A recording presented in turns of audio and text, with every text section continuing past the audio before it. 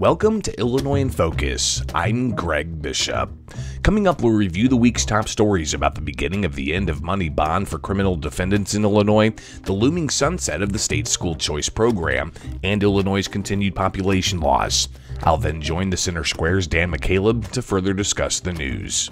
That's ahead with Illinois in Focus. I'm Greg Bishop. Are you looking for fair news coverage out of the nation's capital? Join the Center Square's Editor-in-Chief Dan McCaleb and DC Bureau Chief Casey Harper as they discuss all things coming out of Washington, D.C. And as you said, I did a fact check on this because I really found it pretty misleading. Gas prices, yes, are down. But if you look at food prices, they increased. No spin, just the news. Listen to the America in Focus podcast at americastalking.com or wherever you get your podcast. Welcome back to Illinois in Focus. I'm Greg Bishop. Here are some of the top stories from the past week. The end of money bond in Illinois begins September 18th, but the debate over whether the measure will lead to better public safety continues. ACLU of Illinois Director of Criminal Justice Policy Benjamin Riddell advocates for the policy. He says people are innocent until proven guilty and shouldn't languish in jail because they can't afford to get out. Judges will still have discretion about who should remain behind bars pending trial. What those are generally crimes that are classified as forcible felonies, so involving some element of violence or threatening another person. Outside looking in, Ken Good, an attorney and member of the Professional Bondsmen of Texas, predicts things will be chaotic. Your criminal justice system will collapse unless they just are hiding it by dismissing cases until people decide to work together to find policies that will provide public safety. The policy Governor J.B. Pritzker signed was supposed to go into effect January 1st, but was blocked by a lawsuit and later upheld by the Illinois Supreme Court. Some Illinois parents will opt for homeschooling over public school if legislators choose not to extend the Invest in Kids School Choice Scholarship Program, which is set to expire at the end of the year. Andrew Hensel has more.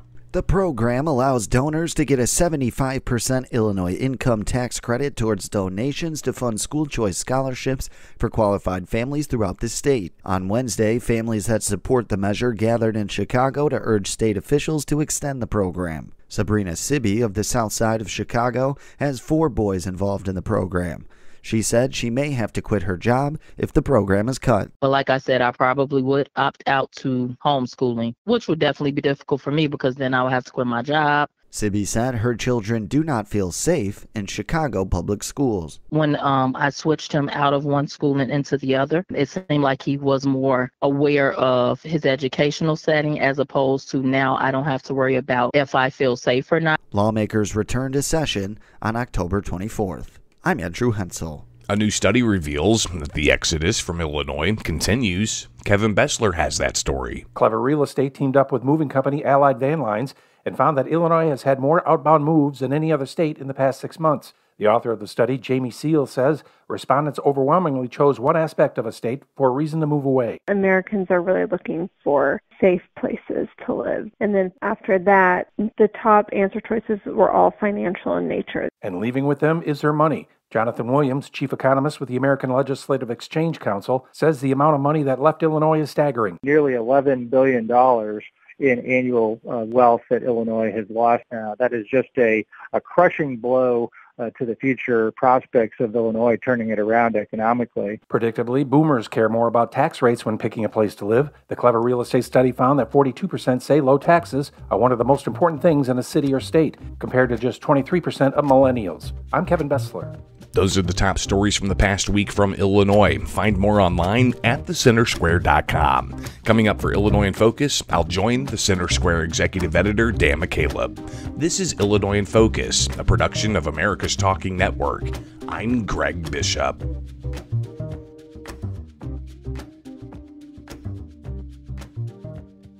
Knowledge is power, and you deserve to know what happens in your state government. That's why the Center Square's reporting zeroes in on state authorities publishing stories that show where your money goes and who spends it. The Center Square gives power to the taxpayer by tracking politicians' use of the people's money and demanding transparency from state-run agencies. This is how the Center Square equips you, the American taxpayer, to hold your state government accountable. Sign up now for your state's Center Square newsletter at thecentersquare.com.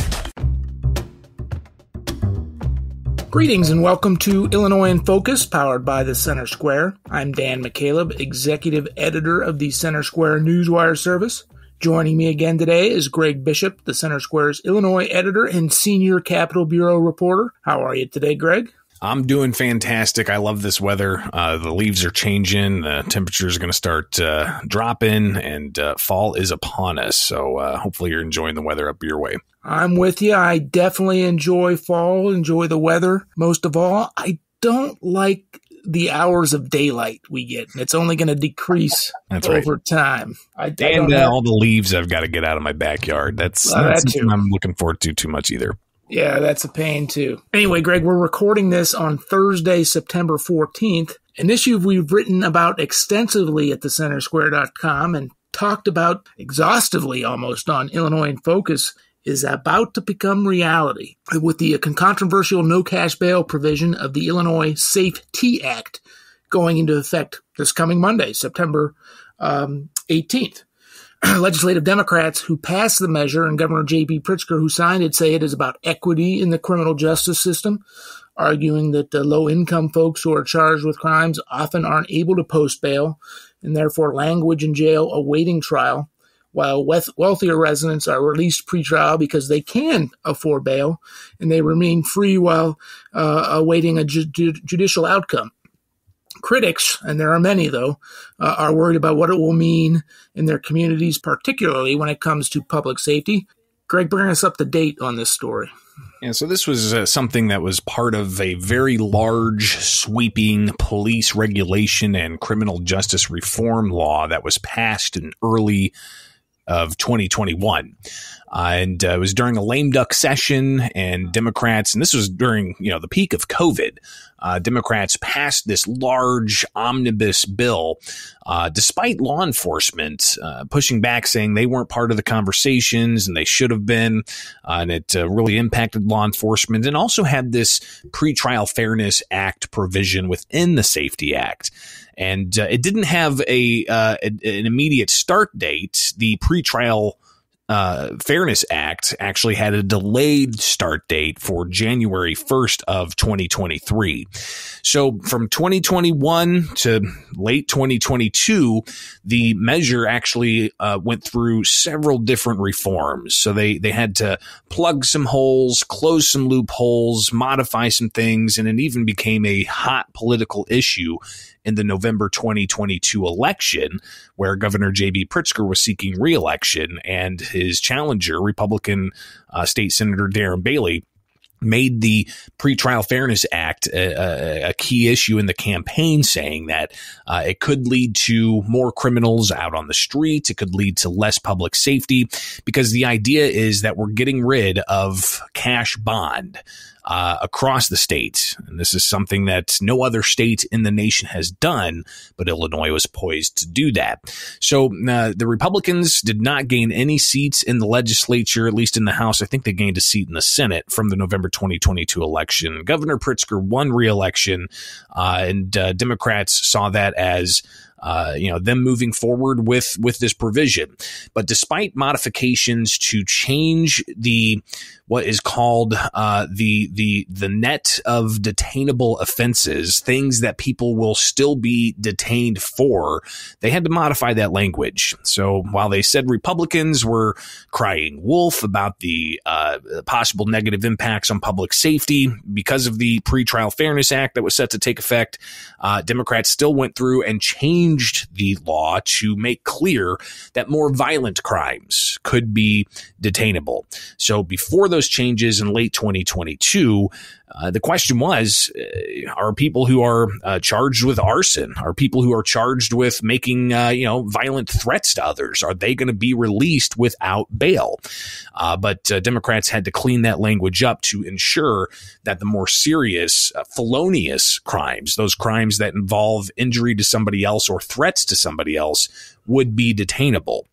Despite that change, you had state's attorneys from more than 60 different counties sue the state, and they got an injunction from a Kankakee County judge on New Year's Eve of 2022. And then the Illinois Supreme Court had to come in and say, all right, we're suspending the enactment of the Safety Act and the no cash bail provision until we sort this out in the courts.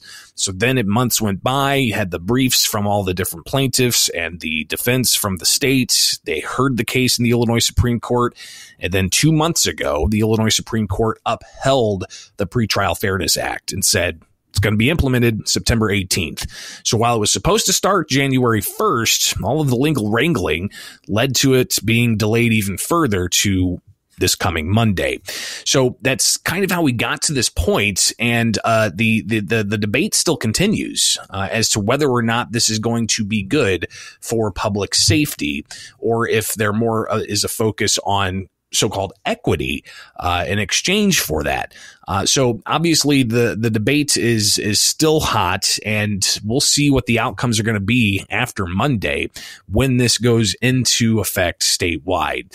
So you've got states' attorneys that some are supporting this moving forward, saying that it's more fair, it's more equitable, and people who are charged with crimes are innocent until proven guilty, and they shouldn't have to sit behind bars for nonviolent crimes or charges while they're innocent until proven guilty, especially if they can't afford cash bail. Now, that doesn't mean there's not going to be conditions upon release. There could still be conditions. A judge puts on a criminal defendant saying you can't go to this place, you can't talk to that person, you can't be seen doing this, you can't be picked up for any other crimes. But those who oppose the Pretrial Fairness Act say that it's going to be too lenient, and it's going to lead to low-level criminals being released to possibly get caught up and arrested again for other crimes. And then you get into a compounding situation where all of a sudden you've got people who are arrested for a second offense in a short time, clogging the jails. And all of this is really going to come to a head, I would imagine, shortly after Monday. We'll see what the ultimate outcomes are going to be.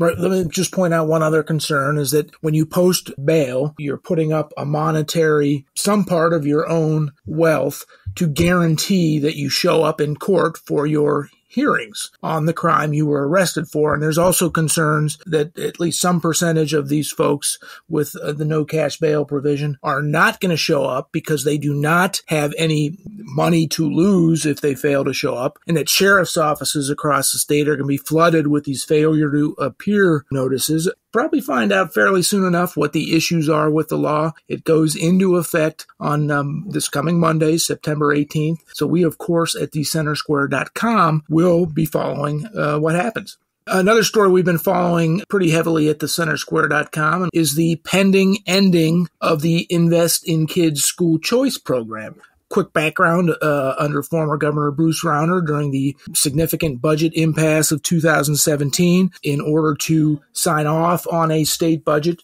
Governor Rauner wanted this Invest in Kids program put in place, which allows individuals, private people, private donors to donate to a scholarship program that can be used by lower income families to send their kid to a school of their choice. Not if their local public school is failing them, not giving the support to the student of the family that, according to the family, then the family can use these donations as a sort of a scholarship to go to a private school or some other school that is not their local public school. Well, that expired. There was an expiration date built into that. That expires on December 31st. Lawmakers are going to be entering veto session at the end of October, and there's a growing push to have lawmakers extend that program. We've written about it at thecentersquare.com. What's the latest? And there's been a lot of families that have taken advantage of this, families of lesser means, not able to pay for a private school of their choice out of their pockets. So this program's helped out about 9,000 families getting their kids into higher quality private education, taking their child either out of a failing public school or out of a charter school to put them into a private or parochial school.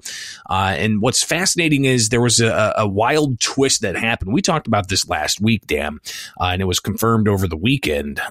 The Chicago Teachers Union president was reported to have be sending their child to a private school. And this is a union president for the nation's third largest teachers union in Chicago, being a union for public school teachers, who had criticized school choice in the past, calling them racist and, quote, segregation academies. But Stacey Davis Gates, late last week, confirmed that she is sending her child to a private school, and she has the means to do so. But she said that that was because of the lack of resources going to Chicago public schools, not able to take care of the needs of her child. And she wanted to ensure that her child could chase his dreams of being a soccer player while getting a quality education. Well, that's something that a lot of families in Chicago aren't afforded to be able to do if it weren't for the Invest in Kids School Choice Scholarship Program. So that was an interesting twist. And what happens here on out, you've got 6 days of fall veto session that starts October 24th, only 6 days left in this calendar year for lawmakers to act on extending the Invest in Kids School Choice Scholarship Program. And will they be able to tackle all of this in 6 days while they've got a whole host of other issues dealing with in veto session, from energy policy to, any other supplemental appropriation that there may be? That remains to be seen. So what happens if they don't extend the program? You've got families that are going to be having to make a really tough decision as to whether or not they either find the resources or, the one parent told our reporter Andrew Hensel that she would probably have to quit her job to homeschool her child if the program's not renewed, because the quality of education is something that is extremely important to this family, and they want to ensure that they maintain that quality of education. But if the program expires, there'll be half a school year where these families will be left in the lurch without any resources to be able to send their kids to a school of their choice. Yeah, the timing of it, too, is a little awkward. That might not be the right word, but it's coming in the middle of a school year. December 31st is when it expires. Of course, the school year goes from, end of August, beginning of September of this year into May, June of next year. So its expiration date is right in the middle of a school year. I don't know how that's going to, if the legislature allows it to expire, does not take action during veto session, that's going to really impact families and their students, wouldn't it? Yeah, and again, it would leave them without the rest of the school year. And in some instances too, Dan, you got to consider this isn't just one-off school year. Some instances, you've got a child who may be in third grade, and they go to a private school that goes all the way to the 8th grade. Right. And the goal is to fund that child's education all the way through 8th grade. But if this is expired, then that child is, going for third grade, half a year, then all of a sudden what? The uncertainty there definitely is pretty dramatic for a lot of these families, and what exactly they're going to be able to do if this program does indeed expire. But one thing to consider, and you mentioned this was part of an agreement to change the state's school funding formula for public schools. Since this agreement has been put into place to change the funding formula and allow for a school choice program that's privately funded, I think that's important here. Invest in Kids is privately funded. Right. If you, a taxpayer, want to donate your private money to this program, you can get a 75% Illinois income tax credit towards the amount of the donation. And there's $100 million cap. So we have yet to even get to that $100 million cap. I think right now it's only about $40 million that's been donated this year. But regardless, that is a small comparison to the amount of funds that are going into public schools across the states, including the extra $350 million each year for the past several years that have gone to schools, in addition to the billions already going to public schools. And just for comparison, the amount of money going to public schools in Illinois is more than $10 billion for this current fiscal year, which is about 1/5 of the overall state budget. While you've got, $50 billion in state spending, only about around $40 million in private money is going to these school choice scholarship programs. And I want to highlight that because one of the opponents to this are teachers unions. And teachers unions say that this diverts tax dollars away from public schools to pay for private schools they say aren't accountable.